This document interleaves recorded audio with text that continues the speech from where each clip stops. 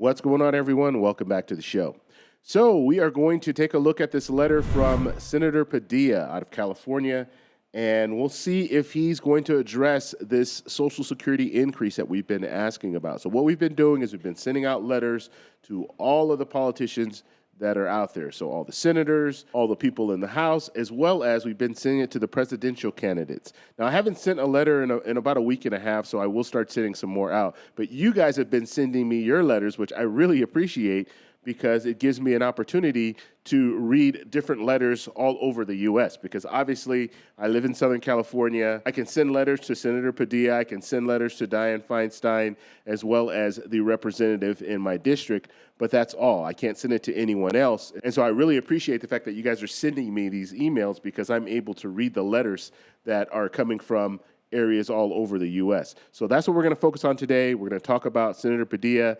Does he address the Social Security increase that we've been asking for? But first off, if you guys can do me a favor, please like the video, subscribe to the channel, hit that little bell notification, and then click all. By clicking all, you'll get notified anytime we post a video. We do daily videos here, so by clicking the bell notification and clicking all, you should be getting updated every day. And just a reminder, thank you for your support. I really appreciate it. And if you'd like to follow me on Twitter and Threads, you can at the TEC Show Live. You can also follow my travel adventures on Instagram at Travel Explore Click. Okay, so let's go ahead and read this letter from Senator Padilla. So if you look at the very top here, and like I said, we'll keep it confidential. And you guys, if you want, you can white out the area at the top here where it says to. You can white that out if you want to do that, but if not, I will do it, so you guys don't have to worry about that. If you white that out, then we won't know who it's sent to. But the important thing to pay attention to is this right here. So this is coming from Senator Padilla. So you see it's coming from an official email there at the federal government. Okay, let's go ahead and take a look at what Senator Padilla has to say about a Social Security increase. Remember, the question that we're asking: do you support a Social Security increase? We have not gotten a straight answer from I've read at least, 4 or 5 letters already. We have not gotten a direct answer to that question. Every answer that we get just talks about the problem with Social Security and how the trust fund is running out of money and how we need to protect Social Security. But when it comes to that question of a Social Security increase, do you support Social Security 2100 Act? Do you support Senator Bernie's plan for the $2,400 for Social Security? We have not received any information from the letters that we've read so far that have indicated that they support a Social Security increase. And so I'd be interested, if you guys are sending letters to Bernie Sanders, if you're sending letters to Representative Larson, since these are their bills, I'd be very interested to hear, and I'm pretty sure they're going to throw their bill in there. But it's just interesting to me that you have Democrats and Republicans. You have some Democrats. Right now, Republicans aren't really talking about an increase for Social Security. But you have Democrats, like Senator Padilla, who talks about an increase for Social Security when you hear him in the hearings and stuff like that. And I've been watching the hearings, and he has talked about it. He's mentioned it. But when they send you a letter, I don't know. Is it in there? Well, we'll find out. So we're going to read right now. So it says, thank you for writing to share support for improving the Social Security Administration customer service experience. Customer service experience. Now, I don't know what he's talking about here. Now, I will ask you guys, if you are sending letters and it's different than the letter that the template that we're using, and if you're not asking for a Social Security increase, but you're asking about different things, just let me know.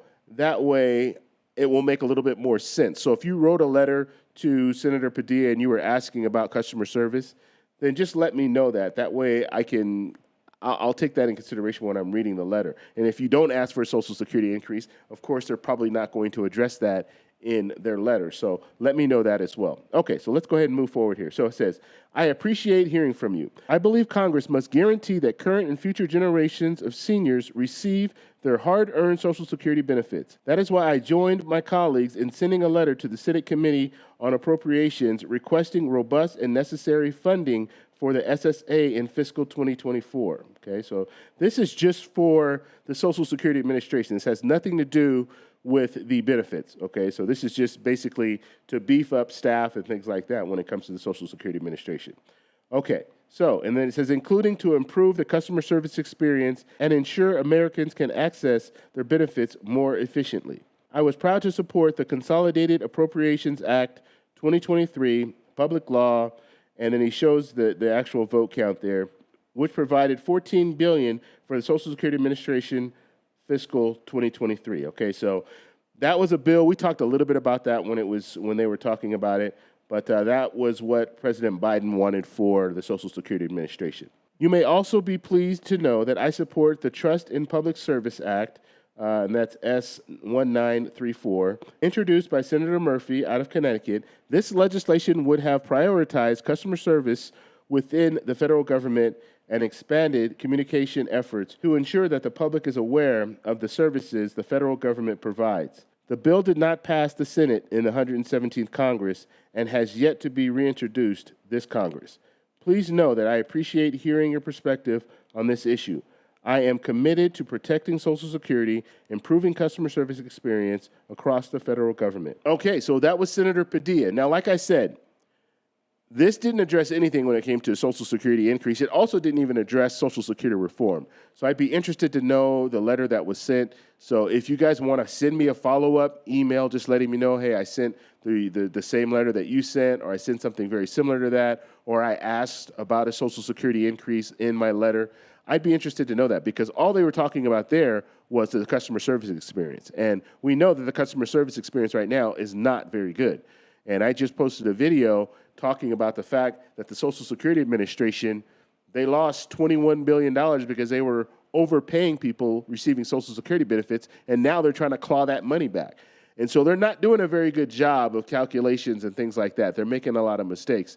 And so all this addressed was the customer service. And we know if you call the Social Security Administration, you're probably going to be waiting 35 to 40 minutes just to get someone on the phone. And that's just not acceptable. But when it comes to a Social Security increase for everyone on Social Security, there was no talk of that in this letter. So I'd like to know what you guys think about this down below. If you like this video, please give me a thumbs up.